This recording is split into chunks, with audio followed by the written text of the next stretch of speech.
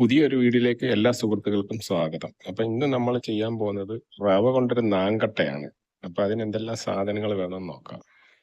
1/2 kilo റവ, 50 gram നെയ്യ്, 50 gram മുന്തിരിങ്ങ, 150 ഗ്രാം പഞ്ചസാര, ഒരു 10 ഏലക്ക പൊടിച്ചത്, കുറച്ച് കളർ. അപ്പോൾ നമുക്ക് കുറച്ച് കളർ മിക്സ് ചെയ്യാൻ വേണ്ടി ഇച്ചിരി വെള്ളം തിളപ്പിച്ചെടുക്കണം. അപ്പോൾ കുറച്ച് കളർ മിക്സ് ചെയ്യാനും വേണം, അല്ലാതെയും കുറച്ച് ചൂടുവെള്ളം നമുക്ക് ആവശ്യമുണ്ട്. ഇനി നമുക്ക് നെയ്യ് ഒഴിച്ച് മുന്തിരിങ്ങ വറുത്തിട്ട് അതിനകത്ത് റവ ഇട്ട് വറുത്തെടുക്കണം.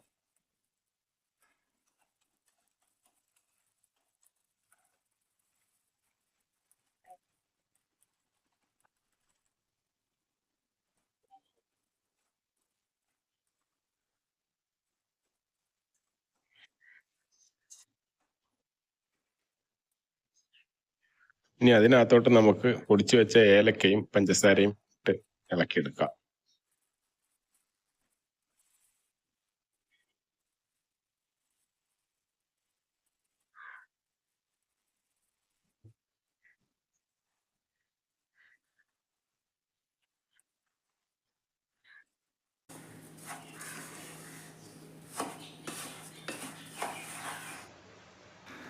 ഇനി അതിനകത്തോട്ട് നമുക്ക് കുറേശ്ശെ ചൂടുവെള്ളം ഒഴിച്ച് മിക്സ് ചെയ്തെടുക്കണം.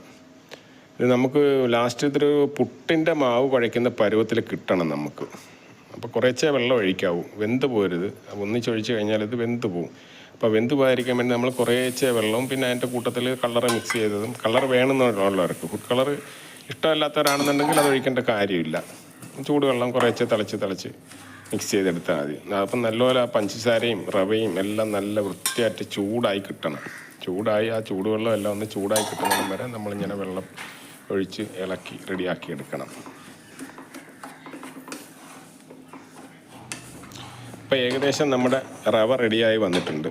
അപ്പോൾ ഇനി ഇത് നമുക്ക് മാറ്റിയിട്ട് അച്ചിനകത്തോട്ട് റെഡിയാക്കി എടുക്കാം. അത് നിങ്ങൾക്ക് കാണുമ്പോൾ അറിയാം, ഏകദേശം ഒരു പുട്ടിന് മാവ് കുഴച്ച പരുവത്തിലാണ് നമ്മൾ റെഡിയാക്കി എടുത്തിരിക്കുന്നത്. അപ്പം ഞാൻ അച്ചായിട്ട് എടുക്കുന്നത് ഒരു PVC പൈപ്പ് മുറിച്ചെടുത്തതാണ്. 2 ഇഞ്ചിൻ്റെ ഒരു PVC പൈപ്പ് നമ്മുടെ അളവ് കണക്കാക്കി മുറിച്ചെടുത്തുക. ഇനി ഇതിനകത്തോട്ടിട്ടിട്ട് നല്ലപോലെ പ്രസ് ചെയ്ത് അമക്കി ആയിട്ട് നമുക്കിതിൽ നിന്ന് ഇളക്കിയെടുക്കണം.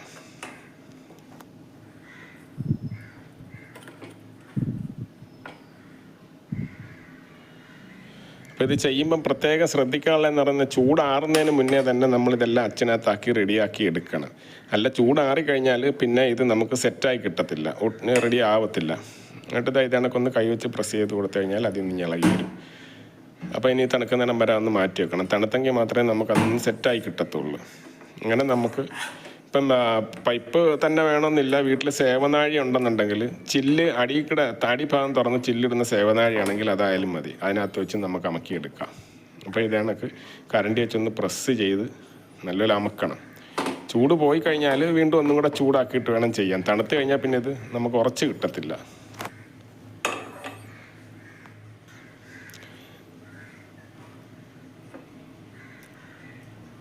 അങ്ങനെ നമ്മുടെ നാങ്കട്ടയെല്ലാം ഞാൻ റെഡിയാക്കി എടുത്തിട്ടുണ്ട്. അപ്പം നിങ്ങൾക്ക് എൻ്റെ വീഡിയോ ഇഷ്ടപ്പെട്ടാൽ എൻ്റെ ചാനൽ ഒന്ന് സബ്സ്ക്രൈബ് ചെയ്യണം, കമൻറ്റ് ചെയ്യണം, നിങ്ങളുടെ സുഹൃത്തുക്കൾക്ക് ഷെയർ ചെയ്യണം.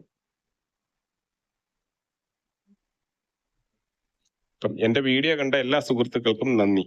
അപ്പം അടുത്തൊരു വീഡിയോ ആയിട്ട് താമസമില്ലാതെ വീണ്ടും ഞാൻ നിങ്ങളുടെ മുന്നിലെത്തും.